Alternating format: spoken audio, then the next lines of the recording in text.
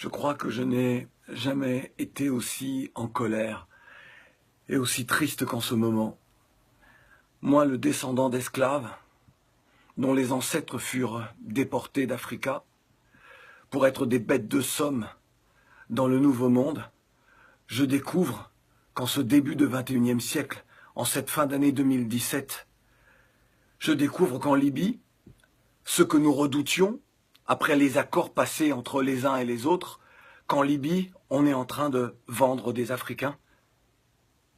Là, en Libye, on vend nos jeunes qui, parce qu'ils ne pouvaient plus supporter le manque de vision d'avenir dans leur propre pays, ont décidé de partir, de braver le désert, de braver la mer, de braver la violence des groupes armés, de se retrouver humiliés en Europe en arrivant, que ce soit à Lampedusa ou ailleurs. Là, aujourd'hui, avec les accords passés entre la Libye et l'Union européenne, la France et d'autres pays, avec les États africains qui ferment les yeux, qui ne font rien, mais alors rien, pour aider cette jeunesse. Dire que nos jeunes ne peuvent plus partir. Ils font un sommet extraordinaire, il faut réfléchir. Aujourd'hui, on est en train de vendre, là, des Africains, des jeunes, nos jeunes. On les enferme dans des cages, puis on les vend au plus offrant. Et ça ne vous fait rien. Moi, le descendant d'esclaves, j'ai la haine. Je me demande que faut-il faire. Après cela, il faut que l'on nous dise qu'il faut aimer ce monde, il faut respecter les institutions telles qu'elles soient.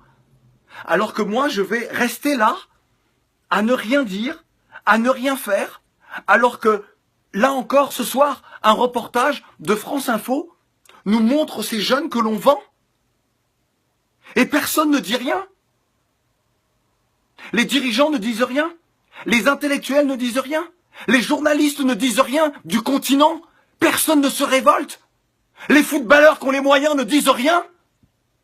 Vous laissez comme ça les uns les autres se faire vendre. Qu'est-ce que les descendants d'esclaves comme moi peuvent penser, doivent penser? C'est donc ce qui s'est passé avec nos ancêtres il y a plusieurs siècles. On ferme les yeux. Vous ne comprenez pas ce qui se joue. C'est l'avenir d'une part de l'humanité. C'est l'avenir de toute l'humanité. Lorsque des êtres humains sont capables de vendre d'autres êtres humains, c'est qu'ils s'empoisonnent eux-mêmes. Ils se privent de l'humanité. Lorsque des personnes ferment les yeux sur cela, ils se privent de cette humanité. Ils rusent avec des principes d'égalité, des principes d'honnêteté, de respect de l'autre, de démocratie. Quelle démocratie? Et celles et ceux qui subissent ça ne sont donc plus des êtres humains? C'est ça que vous acceptez aujourd'hui? Vous voulez quoi?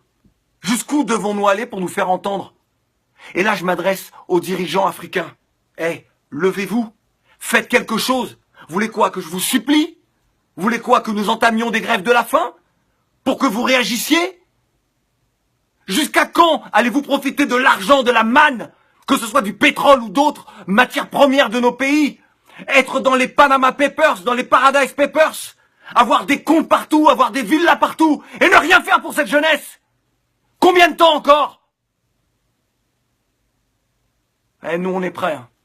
On est prêts.